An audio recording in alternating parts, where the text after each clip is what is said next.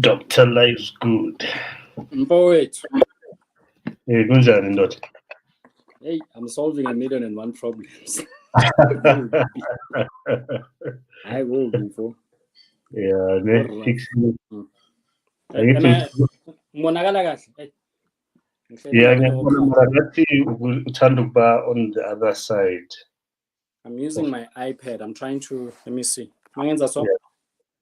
So we so close to middle center, manch. So is that the right way? That's cool. Yeah, much better. Much better. Yeah, I mean. Otherwise, how are things going, Dot? I go rough, man. Yeah? Go rough. I've never been this busy. And I was meant to leave no February. But I had to put everything down and just focus on, you know. I need to get over the finishing line. I'm a project in busy now. Yeah. Otherwise, I know. Yeah. Anyway, thanks for your time. Hey, no, it's the same, daughter. Hey, juggling a lot of stuff, you know. Kids, BrownSense, my 8 to 5. I think some people are looking in the 8 to 5. Yeah, when I say hi, BrownSense. Like, keep membership fee. You know, I'm like, no, semi plantation, Mazalwan. I'm still there, but yeah. So, I love life. Don't love life. So I'm not. Hey, you. No time. Nice. Yeah, man. Anyway, without further ado, let's introduce and part of your introduction, I'm very curious. Would he maybe tell us about the Dr. Lifesgud, what inspired that, where it comes from, what it means, etc. Yeah. I come as Selebogo Molefe, as people can see on the screen. Most people call me Olebu. Olebu is short for Selebogo. Selebogo is a Tswana name. It was a blessing in disguise. Auntie Babam was tasked with signing me up a local Home Affairs. My parents named me Olebohang. Nobody at home calls me Selebogo. And Auntie Baba Ukoko. She did her own things, and you know, I've had to stick with the name, and I like it because, you know, Eswazini bangbizu wongani, ekhaya bangbizu Lebu, IT book, and as a start and bangbizu Selebogo. So it's an interesting history there. Better known as Dr. Lifesgud, and why I come from the streets. I used to work in the informal sector, being a hairstylist at some point in the early 2000s. And I used to be a very good listener. Majority of my customers were women. And I became a shrinker pretty much, you know. And I got more customers than everybody else in the salon because they just kept on coming to me. Like, my problems, and I was not advising. Being my mail and serious. That was it. And then I got into a learnership in corporate to Drake and Scott around 2004. And I built a relationship with one of our suppliers, Ulusia. And around the same time, I had just moved into a commune or into a house that we ended up making it a commune. And I had a friend, Upinki. Upinki loved the brand LG. Life's good, you know. So, and we kind of loved the good life. We lived in the burbs, you know. We're trying to make it out. So it kind of stuck, you know. And I started a company in 2004, Lifesgud. At the time, it used to be called Lifesgud.com. It was a lifestyle event. And my friend Ulusia is hearing about this Lifesgud thing, and she's like, "Marawana, you know." And these things just start kind of connecting. And she's like, one day she's like, Dr. Lifesgud, and it just stuck. To this day. I loved it. So I decided, you know what, I'm gonna adopt it because I'm trying to adopt the good life. And part of the good life for me is being a good friend and, you know, listening in, especially with my female friends. That's kind of what stood out for them with in terms of my bang friends owner. So yeah. Yeah, but it turned out well for you, yeah. Yeah, no. It helped me build something, an alter ego of sorts. Yeah. No, that's really interesting. It's a colorful background. So you mentioned Eswazini Magbiza Bongan. You've got a Swati heritage as well. Yeah. Baba Amine. My grandmother and my granddad had my dad, and they split. It was one of those. In fact, my grandfather ran away after that.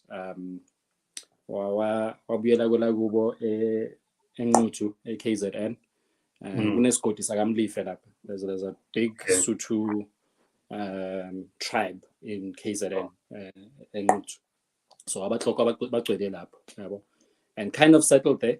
Found another woman, married her, and had a bunch of kids with her.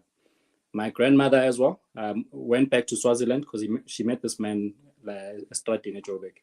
Went back, had my dad, Ekai Swazini, and then had to go out and look for a job. So my grandmother remarried about 5 times. She got married about 5 times, if I'm not mistaken. And she had about 12 kids.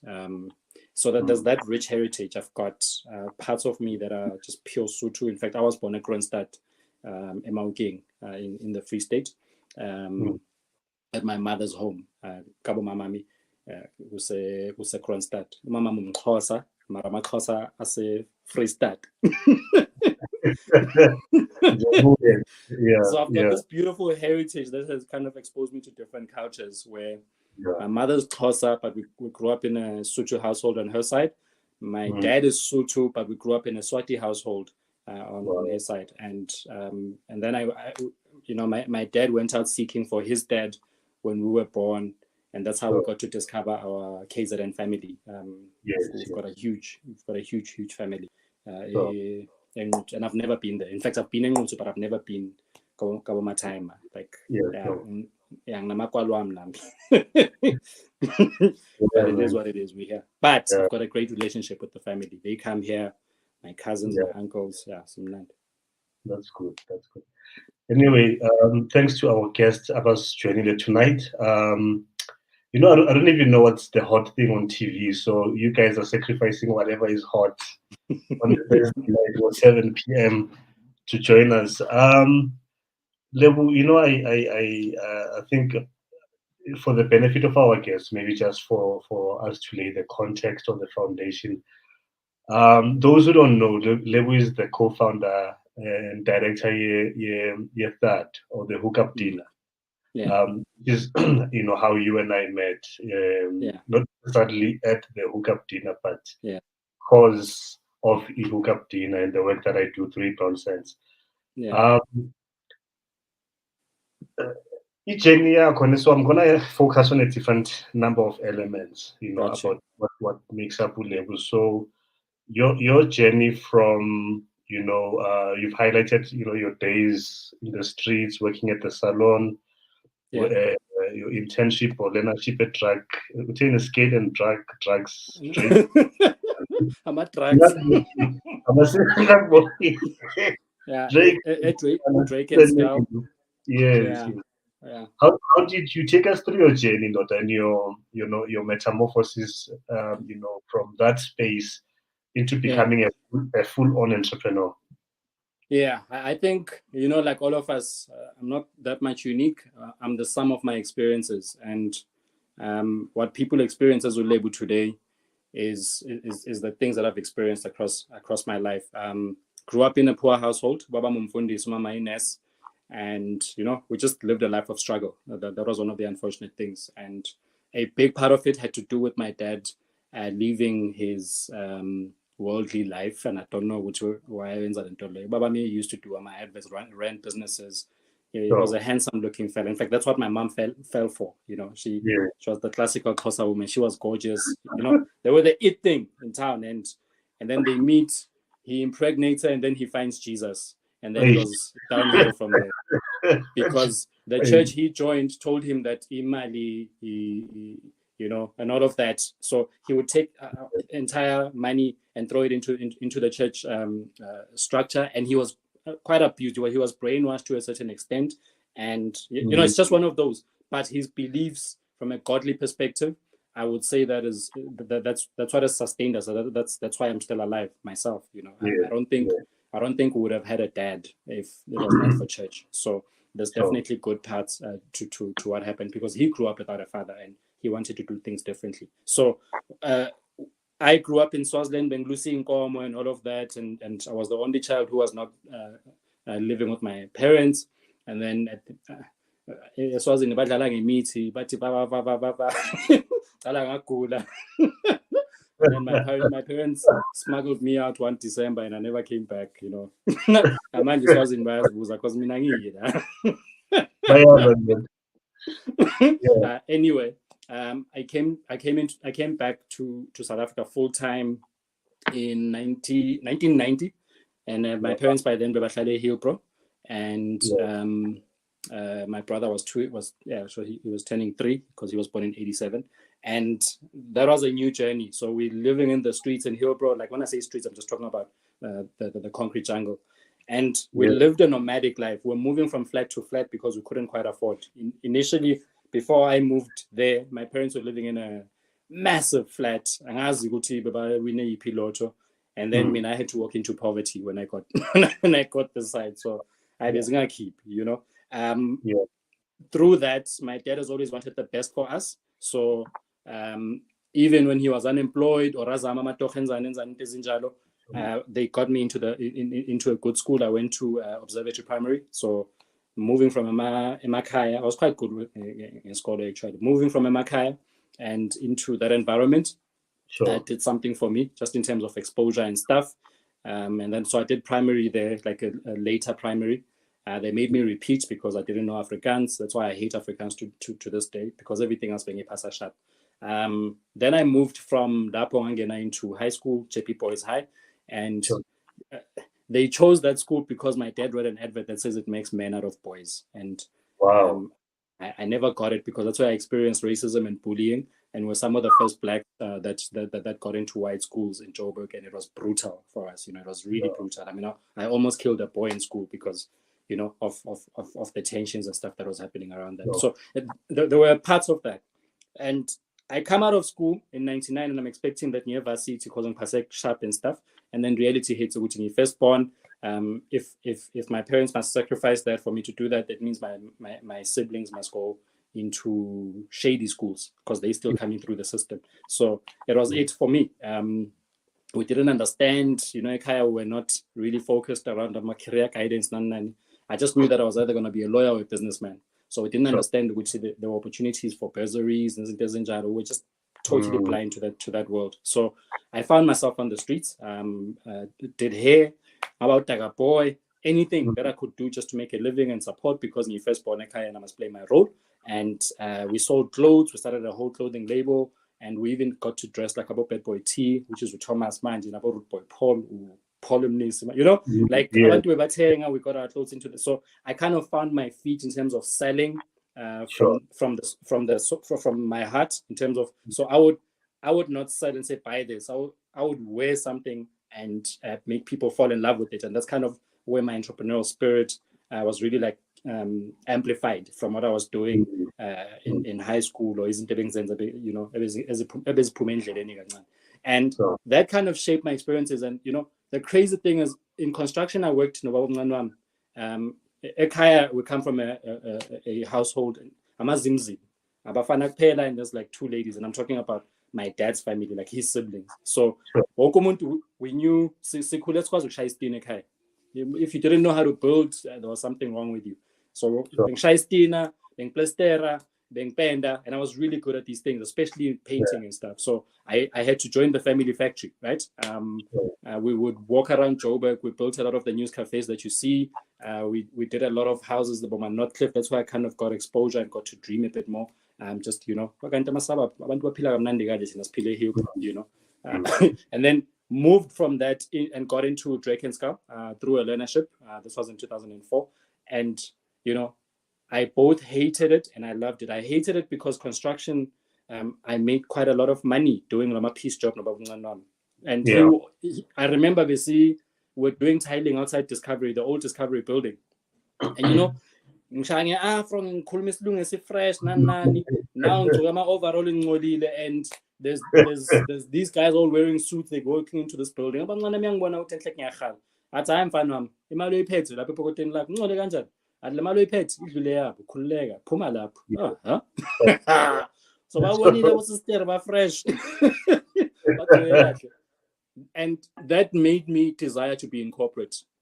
And I went from earning my 20-25 because you know it was project based per month, and this is my early 20s, to earning 1,450 rand on a stipend because I wanted to speak English and sit behind a computer. So it was a bad move from that perspective, because I could have probably grown in the construction sector and gone and done really amazing things. And it was also the beginning stages of the construction boom. So there was so much learnings that I could have garnered, but I left that journey because I wanted to be clean, right? And then I found myself in Drakenskau. It was a facilities management company. I got in at the same time as Untate Bonang Mohale. He got in there and he was our CEO, and he was the best blessing ever. You were proud to work for that company as a Black person because he got in and he turned everything upside down.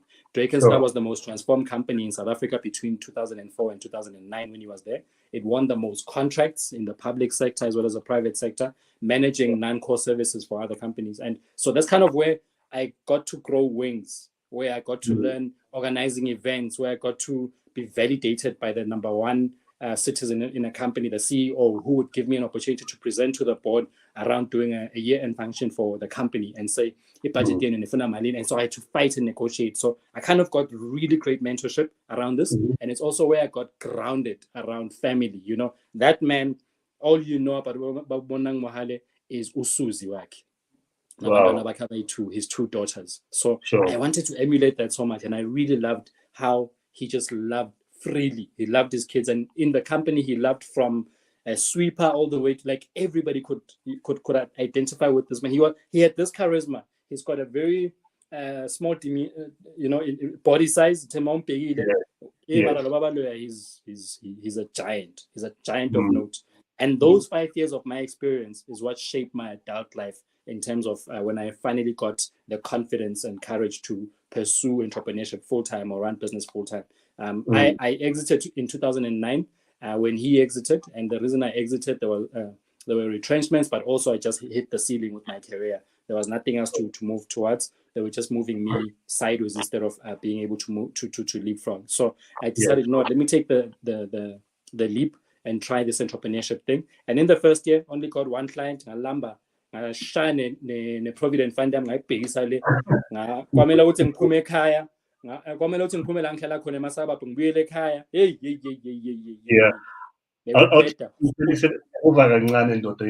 there's a very key point you touched on.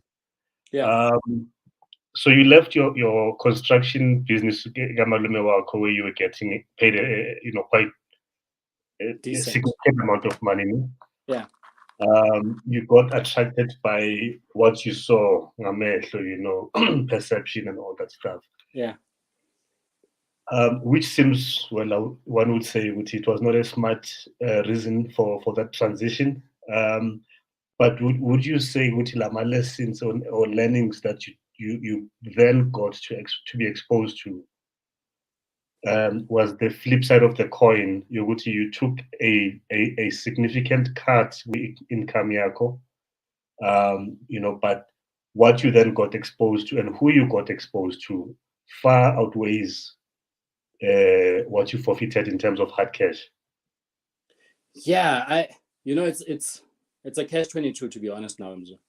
It's a catch-22 because my peers who were in construction at the time, in fact, I'll count 2 guys who now were focused on Jengami. The only difference, they were educated, but I was in the thick of things. We were building a restaurant, and so I would get into spaces that the average Daga boy wouldn't be able to get into because they translate my plan and they were the ones who are holding on my contract. And I knew, or rather, in hindsight, those because we're always subbing from them, is that seeing my uptake and my street smart and the ability to read a plan fast and be able to translate to the rest of my team, that could have gotten me into some serious BE deals, you know. So remember, I'm talking about the construction boom coming up, and I'm a streetwise black boy, or you know, so I could have probably been in nice spaces for construction for that boom that was happening. I could have probably found myself in the right boardrooms in line with the skill and ability that I already developed. Because Wabnganwami mentored me quite well. He trained me quite well in that business. It just needed wings. So now I was going to start afresh in corporate. But the reason I say it's a catch-22 is because when I look at the lessons that I gained in corporate over those 5 years, they're incomparable. So it's like maybe the journey was okay in the way that it turned out, but there could have been a huge opportunity where I could have been far ahead in terms of riches quicker, to be honest with you, in the 5 years. Yeah. That's very interesting. Yeah. Okay. So then you left your learnership, took your, was it provident fund, pension fund, business? Yeah. Take us through that chapter of your life. Yeah, it's that chapter that's now in hindsight. I thought I was depressed, but I was actually just broke, you know. Yeah. And logo broke, logo sending me back home, and logo get a job and what, and I'm trying to believe in this entrepreneurship thing. He first born, but I was so in fact, if first born, that's just how it works, you know, in that environment. So it was a challenging one. And I could say I was fortunate enough because my business partner was supportive of my move in terms of where I was moving into Upakiso. He was still working in a job, so we would find ways to share the load in different ways. I mean, he still had a salary, so I mean, I would utilize the bike, and you know, like we found ways to try and kind of find his space set. What I was doing in the 5 years whilst in corporate, I was still running a business as I did. It's just that when you decide to run business full time and that's the salary you're taking, the game changes a bit because you don't realize which your job has been shielding you from so much because you've been funding a lot of the things through your job. And sometimes, you know, you hit Iloto with a client or two there and you make some serious money, so you think you are made type of thing, and you think you can handle this on your own. So it was that type of transition. We're making beanbags, and we're running entertainment events. So we're running a lot of lifestyle events. We would hire posh properties in Joburg North and live on them, and hire those properties out for events and stuff. Whether it was matric dance after parties or it was private parties, there was always a vibe, but there was always something to do, and therefore it helped me build rapport amongst my community in terms of what I was doing. The one thing that I've always been obsessed by, all the way back to 2004, is that I've always wanted to create beautiful experiences for Black women and safe experiences for them. So when I was selling matric dance after parties, I would go and sell to parents. I wouldn't sell to the students. I would say to the students, take this letter to your parents. The parents would see it, they'd be like, okay, you can go to your matric dance after party. And parents are not known to agree to parties and stuff. Because in my value proposition, I'd say, Pegala, your parents can drop you off after your matric dance. They can bring you here, or we can pick you up from the matric dance to our property. But in the morning, your parents can come in. So we provided really clean, safe spaces. They would have fun. Funny enough, they would still drink and stuff, but it was safe, fun. Everybody was safe. They knew that they were taken care of. And I had that whole lifestyle about beanbag because that's what we sold as a product, right? We sold it, we sold them, and we hired them out. And even when we evolved from that to running house parties and it was always centered around Black women and them feeling safe, feeling in a safe space. And maybe that was my alter ego speaking to me and stuff. And that's why Lucia called me Dr. Lifesgud, right? And that transition post corporate and getting into the Richard Branson Center of Entrepreneurship, this was what, in 2011, post the World Cup. I found myself assisting in that center in terms of, I applied to get into the program, but I found myself helping them to source Black entrepreneurs in townships for them to get into the program. And during that, that's when I started THUD. But I started THUD because I was trying to create, originally THUD was not for entrepreneurship. The reason it was called the hookup dinner is because I was doing lifestyle events. And the lifestyle events before THUD, it was called the sex and intimacy dialogues. That's where I met my ex, right? So between midway 2010 and into 2012, because I started that in 2012, I was running the sex and intimacy dialogues with my ex-wife and a few other people. And again, it was about demystifying sex, selling sex toys, but doing it anynos. Or, you know, like those types of spaces where we have a little table. So it was intended because you would never think you were expecting us to be in a strip club or something, right? But we're like, no. We want to do it at Nino's. We're going to have it careful, a little bit respectful. When as a sister, bring your man here. We're going to tell him that you can use sex toys together with him. And that was the value proposition. And we did great because I went to loved it. We're moving around Joburg. We're getting interviewed by our T-Balls on, like there was a vibe going on. And then because I'm a creepy crawly because we're participating regularly on a radio show at night, right? I don't know how they got hold of her number because, you know, we used to sell and stuff. But I was phone message correct. And then we're like, we're dropping this. And I just tired. So I had to find something else to replace that, you know. As a meeting for sex toys, okay. Let's do a hookup. But we were doing the hookup because of my entrepreneurs. There were like 8 of us around the table. Let me say 5 of us were entrepreneurs. The other 3 were in corporate. And it was in BrownSense, Japanese noodle bar. The meal was $30 between 2 people. So we could have, you know, a sizable meal that looks fancy. We didn't have a liquor license. We went around the corner to buy liquor from the bottle store. You wine 30 rand, and it was a vibe. We're like, this works. We must do this again. So what's this? The hookup. You know, this the hookup. So after the deep conversations that took place that night, we're like, we need to do this thing again. So we're gonna do it month end. I sharp. Hey, the marketer in me is like, yeah, we must have another hookup dinner. Hey guys, we're having a hookup dinner. I always like creating experiences for people, right?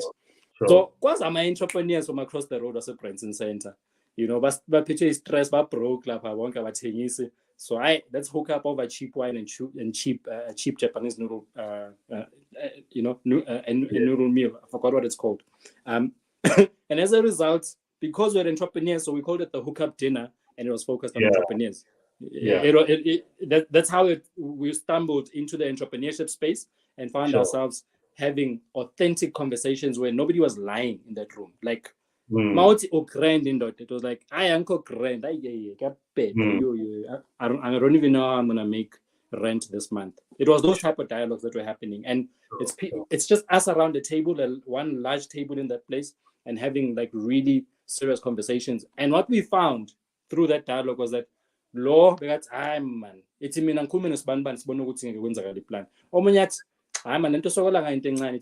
plan. You know, there was that natural thing happening around the table, and it was a mix. There were Indians, there was everybody. Like it was this melting pot in Bram where we are all just trying to make it, really. So the third THUD that happened in the 3rd month, everybody was like, no, I can bring a sound. In the social media, and everybody invited everybody. So the ripple effect was that word was getting out with little marketing, because word of mouth was filtering through. And I was spending money, like it's, you know. So now we had to find structure. Okay, it's just banning a magic. I'll just want a picture or anybody who wants to share their business idea. You know, and a land took 20 people. So now we're full. We look like we are big now. By the time we had the 4th event, I think it was in December. You know, it was a feisty vibe. It was cool and stuff, especially because Braamfontein has got that type of youthful. By then, we can't even fit in that little Japanese noodle bar of ours. We are just, we're having dialogues now. We must decide, okay, only 5 people can share tonight. That's how the pitching was born. Maybe we must have somebody speak, share something. So that's how the speaker platform was born out of that. And then the networking, were like, authenticity is at the core of what we're doing. So we must constantly foster the culture of networking. And I was constantly trying. I've always been a connector. I was constantly looking around like, hey, lo uzile, and hey, lo uzile mara usabukhuluma nabantu. And I understood because nami ngisabukhuluma nabantu. Like, hey, zwakala la ngihlanganisa nosibani bani. You trust me, you've got a lot in common. Bambo munye, hey wena, zwakala la khuluma nosibani bani. Wena lo usababantu awumsize ukuthi amise abanye abantu. And that type of energy and vibe just found itself ballooning up, because after all, a lot of the entrepreneurs who were in the room, they had skills. Even the working professionals, they had a lot to contribute. And that's kind of how our slogan came about, that we're going to connect, engage, and contribute to each other's success. That was always the center for me, which we must contribute to each other's success. As corporate, let's see whether we can help each other. And I think that kumbaya spirit and that energy, which has in Sasizana, like it caught on, because that's how I got to meet OP. OP caught us for a couple of months, and then he's like, hey, come to the table. SAP is trying to launch this thing out, and he was running the enterprise development program there, and he was about to run the program nationwide. And he's like, we don't have to do it as SAP. You guys are already doing it. Let us power you. So he came at the right time. It was an idea whose time had come. And around that time, there's a lot of entrepreneurial energy happening in Bra. I'm gonna go DJ Spoon up, they're reaching out, and Mago Metro. Everybody's just trying to get into the space and like, hey guys, let's connect. Just not my speaker, man. Yes, Shesa. It's just a Friday, and we always meet on the first Friday of the month. And the reason was, you are either here or you're at a party. So if you chose to come here, you must be the real ones for this type of tribe and community. So that's how we built out, and that's how that kind of found itself in the right space at the right time. And then, as they say, that the rest is history. I mean, I found myself traveling across the African continent and all the way into the UK, building this thing out. And it's been a really amazing journey, around building communities. Yeah. Wow, man. You should write a book. Yeah, everybody tells me that, and that's how I actually vibe. Let me ask you, have any of the THUD events ever been captured on video? Yeah, there's a lot on YouTube. I'm gonna go YouTube, search for the hookup dinner page, or get onto Google. Actually, just search for the hookup dinner. You're gonna find a plethora of content and videos from the different chapters. Lesotho, for instance, Lesotho was the hottest THUD. It gave me a reason to go to Lesotho, because they've got the most beautiful people on the continent, in my view. And Bagbiza Ntati. People. You know the people I'm talking about.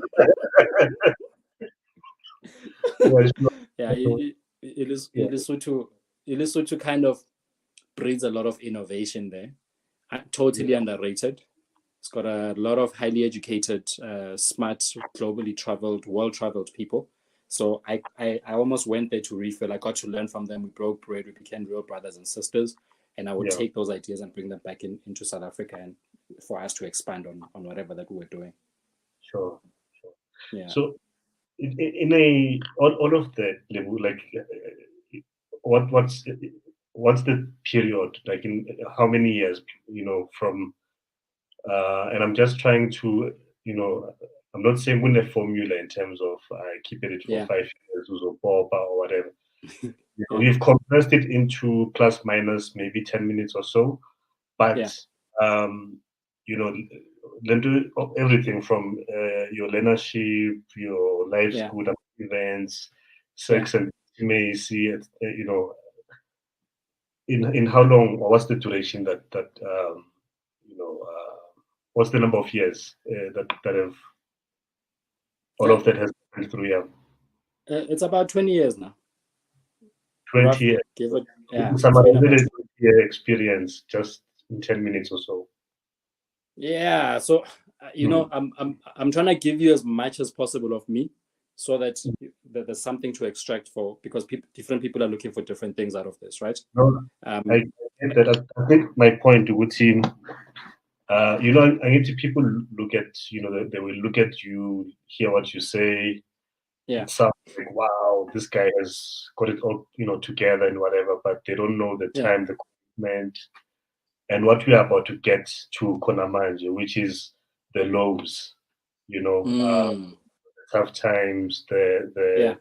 the misses, the losses, and all of those. The times when you thought, I'm giving up, Yeah. you know, if ever that thought has ever crossed your mind. You Yeah. understand us? Um, and there's a reason why I say this. Out here, Gary V, Yeah. there's something he once did to some guy. I forgot. I don't even remember the guy that I'm interviewing. But Yeah. I like what he did. So this guy basically shared a story of how he made it, and the story was, um, I was selling a product. I don't know what product he was selling, and then I just managed to find a number a decision maker at company X. Yeah. I got into my no, he didn't get the number. He got the address, so where this guy stays, right? Okay. Got into the plane, got into a taxi, went to this guy's house or Kokota, and then he did his pitch. The guy liked the pitch, and then they signed the deal. Then Yeah. it sounds like a movie. It's all Yeah. romantic, yeah. But then, so then Ukeri pulls him back and he says, "Whoa, Madangane, what you've just told me, to me, it sounds like you were stalking this guy. Take us through the process." Through the process, you understand? Because Mina, if someone showed up at my house that I've never met, Yeah. never These are gave my my boys. this way I support that, then I'll be like, you understand what I'm saying? So Yeah. those are the things that I think I would like for you maybe to feel, Uchi, with all the achievements, before we go to the journey in terms of where we are now. Yeah. What have been the lows, Yo, and how there's did you deal with them? it's crazy. There's been more lows than highs. Mm, That's just the nature of the beast, right? the, the latest that we can think about at this stage are business failures, right? Prior to mm, that, it's marriage failure. For a while, I felt like I failed my kids so bad because I've always wanted to provide that family structure where they have a mm, mom and a dad in the same household, and it continues like that. And that we failed at that, oh, and we had to evolve and do it differently. And we're very fortunate that we're in a very good space from a corporate point of view. But prior to that, um, there's many business ideas that I tried to launch that didn't work out. yeah, There's many times when I have found myself ngigibele a bike strapped with 3 bean bags on my back, trying to go and sell or deliver them in some office park and being the laughing stock. sure, Because literally, I want you to have a picture here. Ngigibele a bike. I yeah, had 3 on my back strapped to me, and my dad would help me with strapping that to go and deliver them, just so that I could make $500. sure, Those are the stories we don't tell quite often because you just like you're trying to glorify your whatever, like. And also sometimes we forget, up until it comes up or we're being asked, we forget the tough times we've been through. So that a lot yeah, of that has happened.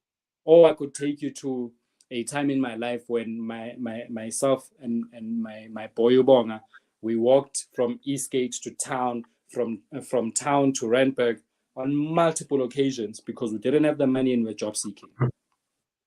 And I could take you through the times when I would submit my CV onto multiple platforms and we got scammed most of the time. That's still 50 rand or senzeni, mm, mm, or the time when one tried to study and studied in a college in Bram and were scammed when we went back for certificates that there was no college. So I come from that side of life. Kuna bantu who've got a clear path that have gone through varsity and it's been hanky dory. I mean, I come from the streets through and through.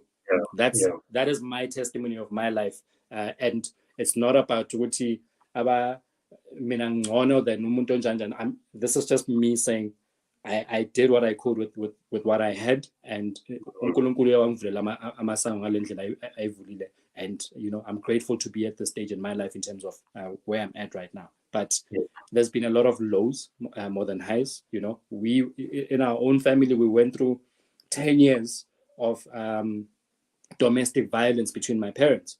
And as a result, I grew up hating my dad, because that was an easy thing to do. Kids automatically side with their mom without question. I almost killed my dad because, I felt like I needed to protect my mom. But when I was an adult and my two siblings and I were sitting having a drink and actually just reflecting about our childhood, we were like, yo, mom was toxic, because now we could reason without emotion, without the emotional attachment of, because we could see things like, as mama in fact, that conversation was started by my sister. She was just like, and I would sit there and be like, how did this man make it through this? Sure. Because now we could unpack and be like, these are the reasons why 1, 2, 3 takes place, or why this took place. And we're fortunate that it was just within 10 years. After that, we've never experienced that type of thing from our parents. So they healed from their own things. And, we're fortunate that they're still together and they walk in this journey together all the way, even now. But that demystified a lot. It broke us with inside in a lot of ways.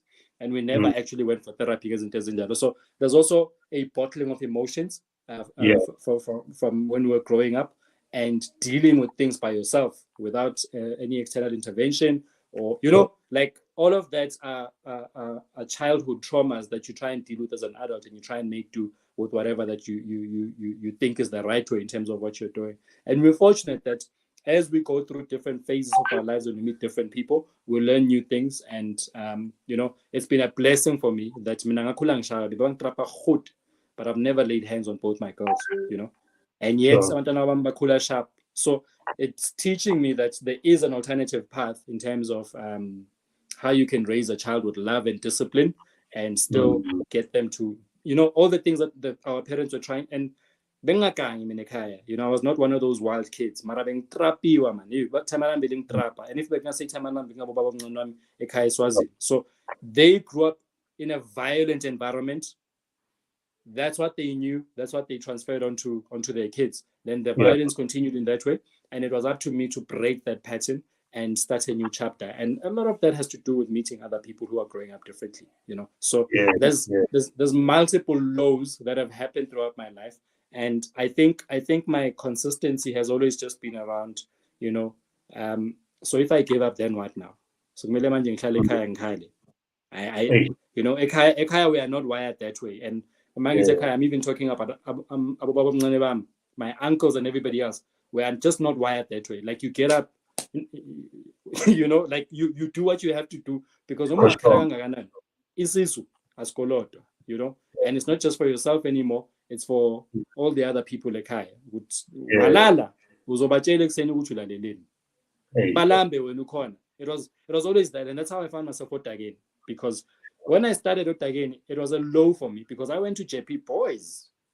Bengikhuluma English mfethu engithola bengitshela khona sister bengimthola wahlangana nami ngingcolile ngicela udaka wangidampa. And I still remember it so well. We were building a we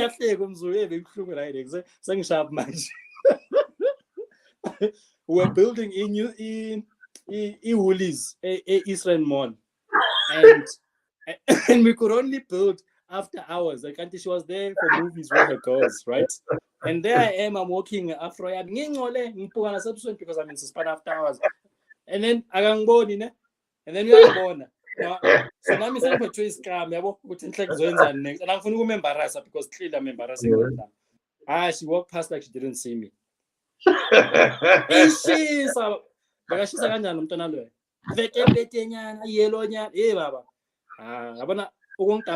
like it messed with me psychologically around I must have money in my life because otherwise women don't play, They go rough. And I think that's part of the reason I found myself desiring to be in corporate instead of Otaga. Sure. Although mine is a different story.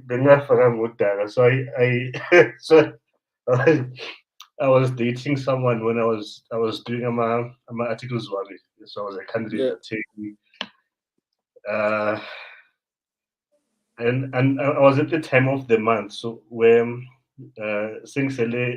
just enough money to survive those remaining 3-4 days before payday. And we meet for lunch, Brown. So, and we are on Sugela. I mean, I said, obviously, because I worked at Parktown. Yeah? Hey, what are you up to? So, I mean, I'm like, it's just cup of tea. It's lunchtime, you know. So she's like, so I mean, Joe, I was eating my sandwich, ne?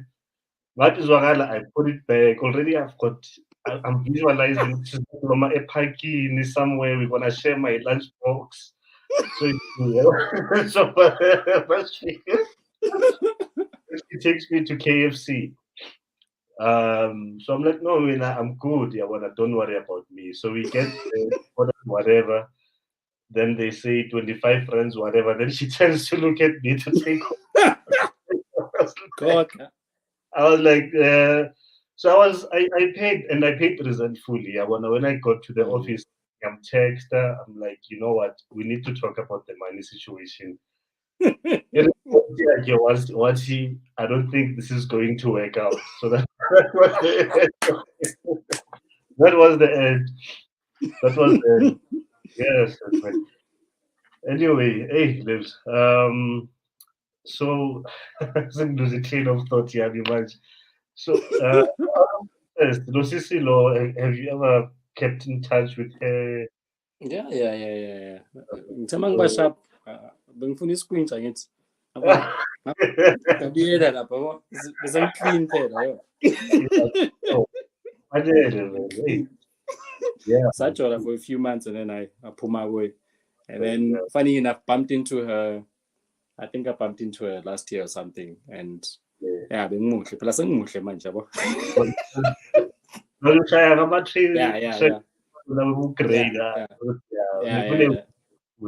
Yeah.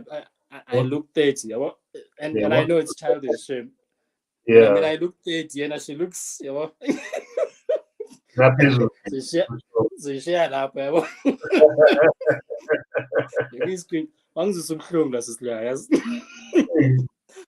I was decent. I was decent. I'm frontagahle, ngadlula neshisa lami.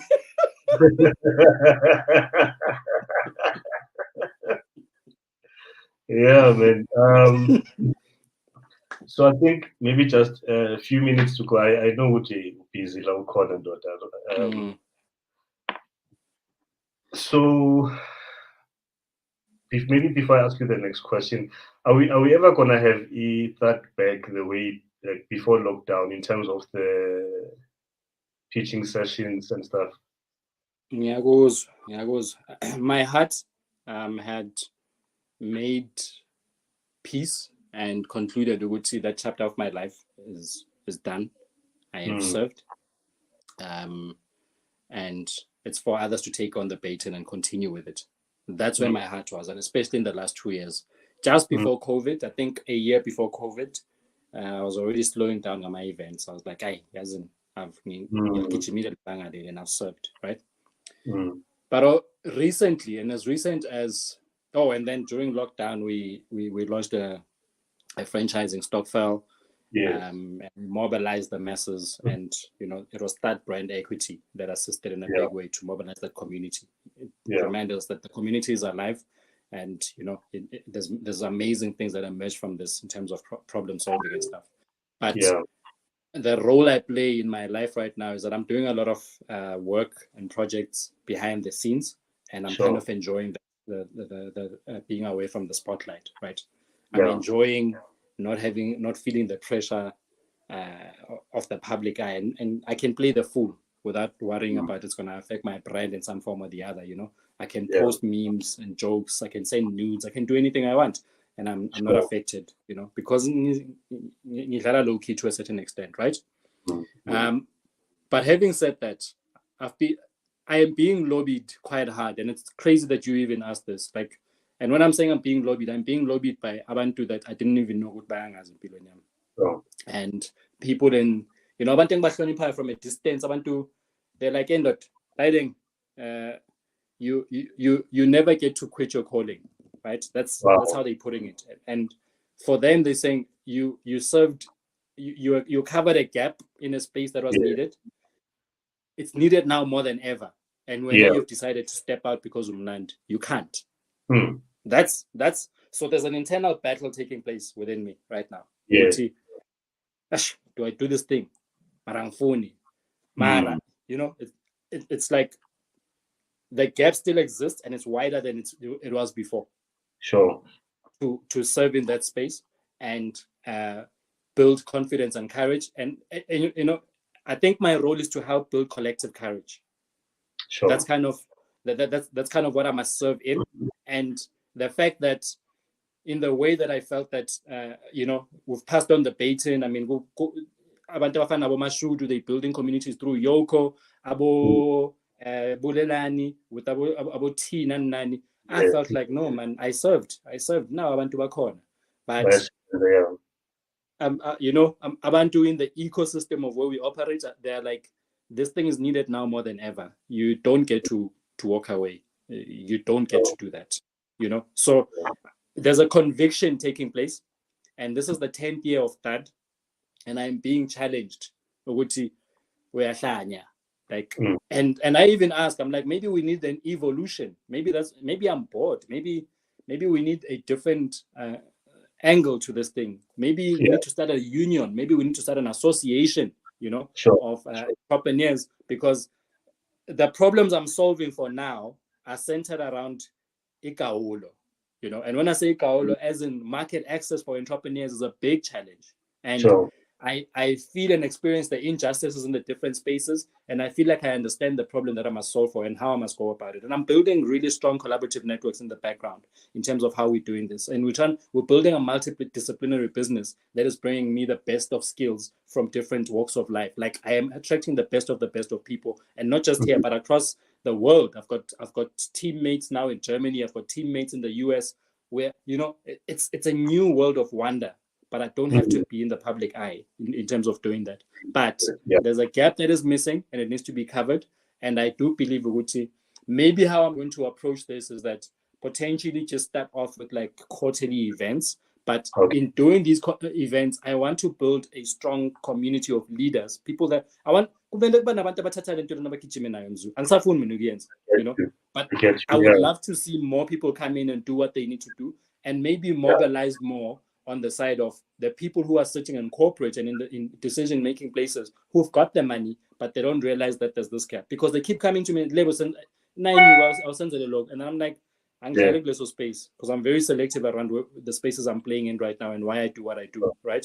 But there's a gap, and somebody must do something about it, and I am being lobbied with it.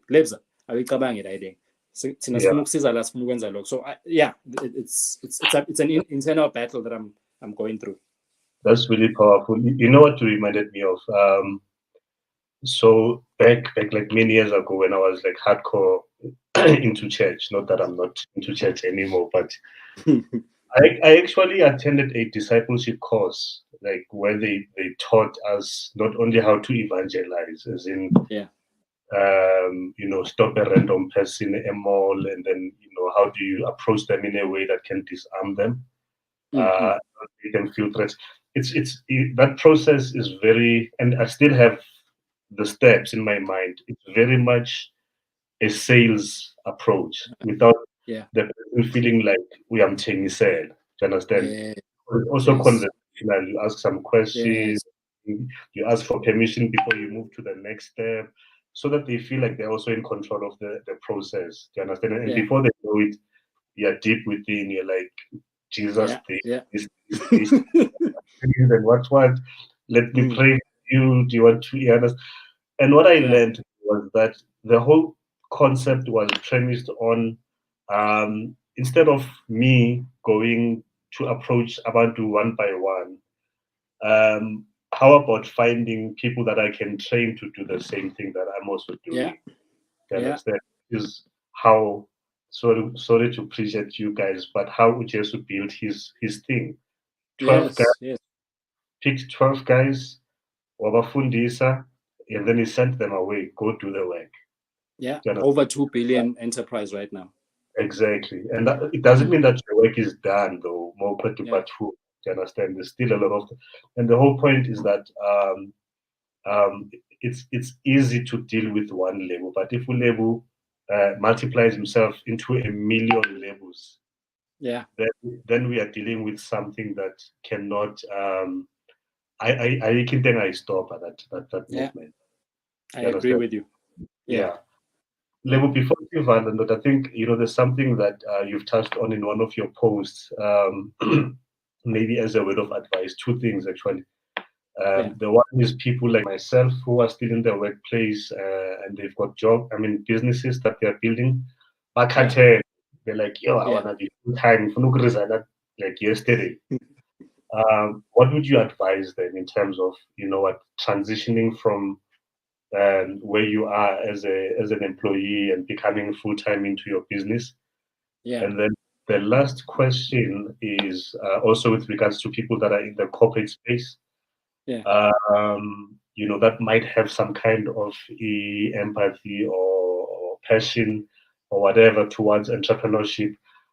What role can they play? Laba corner. They might not have aspirations of becoming entrepreneurs yep, themselves, but they might know Ulebu, they might know, yes, Mzulu, etc. What role can you play while you are there and say, look, yeah, I want to make an impact. This is what I'm doing, and how can we work together? yeah. I get you. I was watching a video, Jay-Z, Izon. Yeah, The quote goes along the lines of nobody's free until we're all free. So you sure. don't get to quit. You don't get to say I'm doing me. Because, and I always contextualize this just around, uh, you know, I'm in a very happy space right now, you know, and that happy space is because I'm able to do things for my kids. I'm able to, and it's not about providing, I'm able to be present for them. And because I'm raising daughters with my ex-wife, there's just this chemistry that is happening with my kids where I get to see them every day. I get to take them to school. We get to have conversations. They get to tell me of their fears.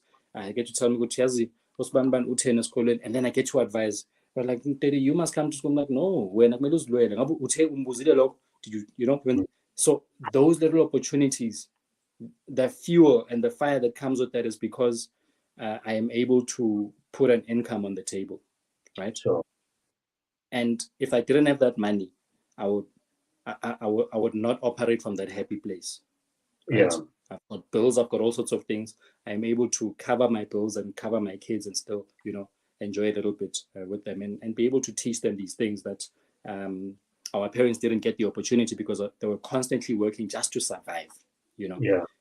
I am very fortunate that they gave me that step up that I don't have to live just to survive. I can do a little bit better, and my experiences have kind of brought me full circle around this. But I Mm. must say something for that person who has empathy, who's in the corporate system and who's enjoying themselves, that nobody's free until we're all free. So you don't have to be the one who's giving out a gig to an entrepreneur or whatever, but you must open the door. We have a responsibility to open the door. And opening the door is sharing information. You might be seeing I'm a post entrepreneurs ayakhala online because I broke or akhokhelwa. Find out within your company which ubani wenzani kanjani. Share the information. Don't even have to make a personal connection. So like, hey Joe, think about connecting with this department. This is what they do. Share insights. What's missing is insights. Just doing that, you can even do it anonymously. It's a Mm. big thing. You're contributing to a larger ecosystem. Small business owners are the largest creators of employment Yeah. in any country in the world. And we have a crisis larger than any other country in the world. We've got the largest inequality gap. We've got the largest unemployment rate. We've Sure. become the worst at everything as a nation. So if you are still within a job, you're very blessed. If you are sitting comfortably, you are able to tune in. Like we've got Wi-Fi. Yeah. Doing this is for the privileged. So Sure. it's our duty to make sure that we pass on the baton, or we make sure that the ladder, we don't pull up the ladder, we keep the ladder there so that more people can climb in. And for Yeah. some, it's getting jobs within the corporate, and for some, it's they've started businesses or they're stepping out to start businesses. Open the door. Open the door. You have a duty. If you don't, have you seen the crime that is happening in this country? So I started with my kids because I wanted to paint a picture, right? Abantwana bam can't be safe if there's so much unemployment in the country that we live in. The crime that we are seeing, for instance, for abantu abahlala eKasi, and the fear that they have to go through every day is not far from being like Masaba. It's not. I could drive out, as I drive out of my, safe enclosure here, I could get hit by a hijacking. They're rising. And these hijackings and the crime that is happening is becoming more and more brutal. If we thought what was happening 10 years ago, abantu bafaka ingosi ekuma microwave was bad, you ain't seen nothing yet. And wherever you stay, whatever suburb you are in, just around the corner, there's a squatter camp brewing. I was laughing because I went to check a client of mine, Douglas Dale. Douglas Dale mfethu ku premium and gumnandi. It's a squatter camp lapha esigangeni. Yay, there's nowhere to hide. And the criminality is emerging from these informal spaces because we've buried our heads and we're saying inkinga yethu sonke. We must solve it by opening the door. We absolutely have to open the door. And then to the other question around wanting to step out into full-time business running as opposed to running it part-time whilst you're in a job, you must rephrase or have a relook at what you think your job is. Your job is the bank. As a full-time entrepreneur, I do not qualify for any credit. But I'm high risk on all fronts. So I live a cash life because of that. Cash I have to buy, because I'm outside of the credit system. That's one of the things you're going to face. It takes a while before you can build up a credit record because now you've got a viable business and whatever, right? That is the reality. So don't be in a quick in a hurry to quit your job. Your job is your bank. It's your banker. Literally treat your job as your banker to finance your side hustle up until your side hustle is standing on its own. The best time to quit is when your side hustle is making more money than your job. Then you know what you are launching into something. Why? It's okay to quit your job and go and find yourself when you're in your 20s. In your 30s and 40s, the game is different. What about broke? Same time. And I'm on I get a kumuntu of Nubanawe.